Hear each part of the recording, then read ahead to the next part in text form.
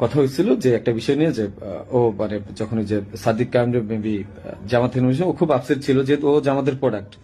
আমাকে বারবার বলতেছিল যে ভাই আমার খুব মনে হয় কষ্ট হয়ে যাবে।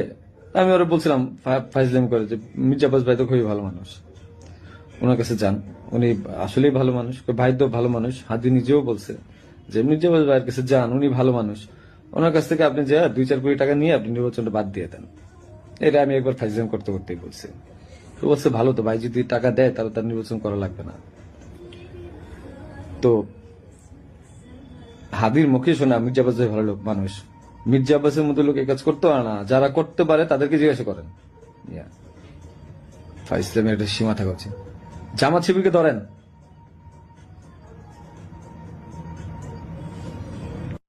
ইনকলাব মঞ্চ 1 মিনিটের জন্য ঘুমায় নাই।